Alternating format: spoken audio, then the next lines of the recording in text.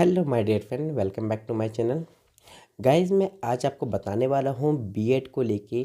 इग्नू ने जो course BEd launch किया है वो कितनी साल का है, क्या फ़ी स्ट्रक्चर है, एलिजिबिलिटी क्या है, इनके साथ साथ नॉर्मली इसमें एडमिशन किस तरह से होगा, ये सारी डिटेल मैं आप सबको देने वाला हूँ। तो चलिए गाइस शुरू करते हैं, क्योंकि अगर आपने इस चैनल को अभी तक सब्सक्राइब नहीं किया है तो आप सब्सक्राइब कर लीजिए। इग्नू के कंटिन्यू अपडेट्स के लिए ये चैनल मैंने अपडेट करता रहता हूँ टाइम टू टाइम। सो आप इस चैनल को सब्सक्राइब कर लें नेक्स्ट और अच्छे इस वीडियोस के अपडेशंस के लिए इग्नू से रिलेटेड। सो गाइस, मैं ये वीडियो इसलिए लेके आया हूँ नॉर्मली क्योंकि इग्नू से जो स्टूडेंट बीएड करना चाहते हैं उसके लिए नई अपडेट्स आई हुई हैं इस साल। सबसे पहले इग्नू में जो बीएड है, एक तो बहुत कम फीस है, इनका फीस स्ट्रक्चर रियल में बहुत कम है और इसकी वैलिडिटी जो है पूरे इंडिया में है।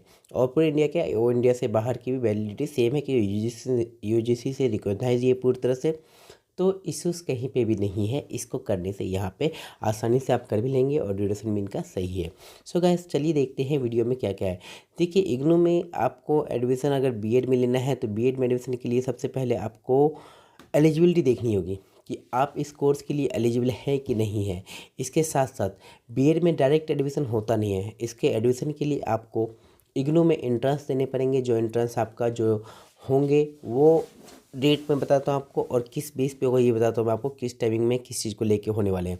देखिए, इग्नू में जो एंट्रेंस आपके होने वाले हैं वो 16 मार्च 2025 को होने वाला है। ये जनवरी सेशन के लिए इसका ये एंट्रेंस है। जनवरी सेशन वालों का ही एंट्रेंस है। ये जो 16 मार्च को होंगे, 16 मार्च 2025 में इसका एंट्रेंस होगा। सभी पूरे इंडिया में एक साथ ही होंगे, किसी के लिए भी कोई चेंजेस नहीं होंगे। इसके लिए जो इन्होंने कहा है कि इसका जो रजिस्ट्रेशन का ऑनलाइन फॉर्म जो फिल करना है वो फॉर्म फिल करना है 21 फेब तक। तो ये याद रखिएगा कि ये जो कोर्स है वो बीएड है नॉर्मली, और इसका रजिस्ट्रेशन आपको 21 फरवरी तक करने होंगे। इस वक्त आपकी फ़ीस 1000 रुपीज़ लेंगे, जो कि सिर्फ इंट्रेंस के लिए है। इंट्रेंस आप क्लियर करते हैं तो आपके रीजनल सेंटर में एक मेरिट लिस्ट जारी करता है।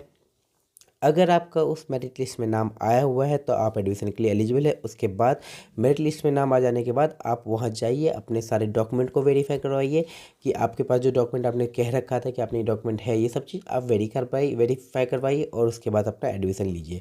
तो चलिए इसकी और डिटेल की बात करते हैं कि इसकी ड्यूरेशन क्या है। देखिए, इसकी ड्यूरेशन नॉर्मली है 3 साल, सॉरी, इसकी ड्यूरेशन नॉर्मली 2 साल है, लेकिन आपको जो टाइम दी जाती है उसको करने के लिए मैक्सिमम पीरियड जो अलॉट की जाती है फीस वो 5 ईयर की जाती है। तो आपको 5 साल तक का टाइम मिलता है इस कोर्स को कंप्लीट करने के लिए। नॉर्मली आप चाहे तो मिनिमम 2 साल में आप, क्योंकि ये कोर्स 2 साल में ही कंप्लीट होते हैं, बट आपको एडिशनल टाइम दी जाती है। करस्पॉन्डेंस से करें तो एडिशनल टाइम आपको दी जाती है। तो आपको 5 साल तक का टाइम मिलता है, आपका ये एडमिशन तब तक वैलिड होता है।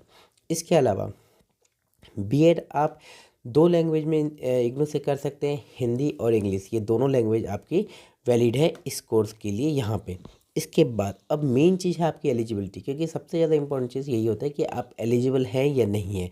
तो चलिए हम एलिजिबिलिटी पे बात करते हैं।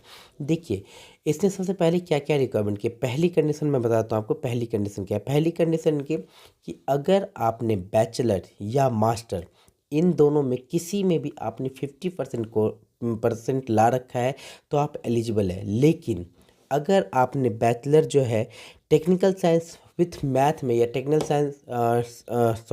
टेक्नोलॉजी साइंस या मैथ में आपने 55% लाया है तो ही आपकी, मतलब ये कहने का हुआ कि आप बैचलर में या फिर मास्टर, किसी भी बैचलर या किसी मास्टर में अगर आपने 50% मार्क्स लाया है तो आप एलिजिबल है इस कोर्स के लिए। और अगर आपने बैचलर किया हुआ है टेक्नोलॉजी या इंजीनियरिंग साइड से साइंस मैथ लेके, तो आपको 50 की जगह पे 55% मार्क्स लाने होंगे। बैचलर और मास्टर में दोनों इसलिए क्या कि अगर कई स्टूडेंट तो जो मास्टर के बाद ही बीएड करना चाहते हैं, कई बार नॉर्मली बैचलर के बाद भी आप एलिजिबल होते हैं, तो आप बैचलर में ही अगर 50% ले आते तो आप एलिजिबल है।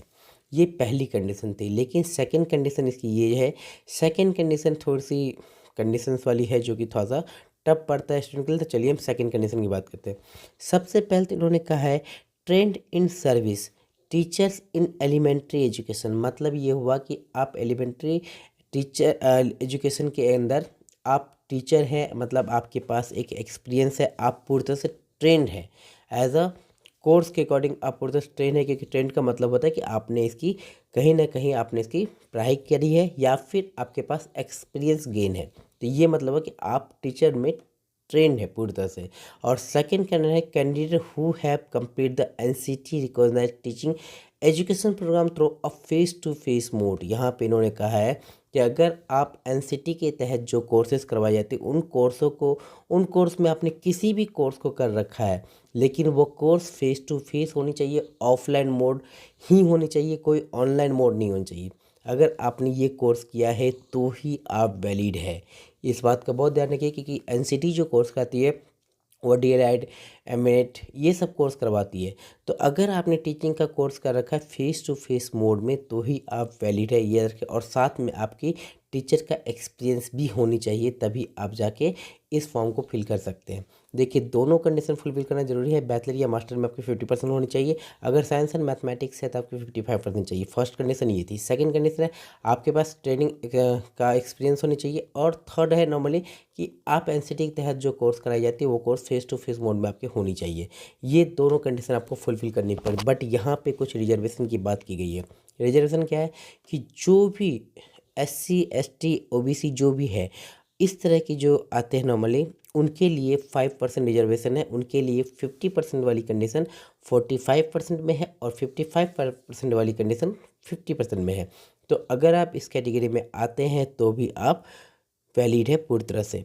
इसके अलावा reservation 2 Kashmiri migrants and war widow. तो इसमें आप समझ रहे हैं कि जो कश्मीर वार विडोज़ हैं उनकी वो अगर करना चाहिए इस कोर्स को तो उसके लिए भी यही कंडीशन लागू होती है 5% वाली। ठीक है। इसके अलावा इन्होंने एक चीज़ और दे रखा है, इसकी फ़ी स्ट्रक्चर क्या है। तो देखिए, मैं फ़ी स्ट्रक्चर की बात बता दूँ। फ़ी स्ट्रक्चर इनका है, वन टाइम में पेमेंट जाती है एडमिशन के बाद। एडमिशन लेते वक्त एडमिशन आपको फुल पेमेंट करनी है 55,000 रुपीज़ की। ये इनका है कि 55,000 वन टाइम पेमेंट है, जो कि आपके एडमिशन के टाइम पे ही आपको देने पड़ेंगे। ये बैचलर दोनों साल के कोर्स का एक साथ फीस लेती है, इसमें कोई पार्शियलिटी नहीं है, फुल पेमेंट एक साथ ही होती है आपकी। तो ये इसकी कंडीशन है। तो वो चीज़ आपको फुलफ़िल करनी पड़ेगी। आप एलिजिबिलिटी फुलफ़िल करते हैं तो ही आप जाके इसमें एडमिशन ले सकते हैं। सो गाइज़, ये है आप वीडियो। इन केस कोई क्वेश्चन तो आप मेरे से पूछ सकते हैं। Thank you so much my dear friend. Thank you so much watching my video.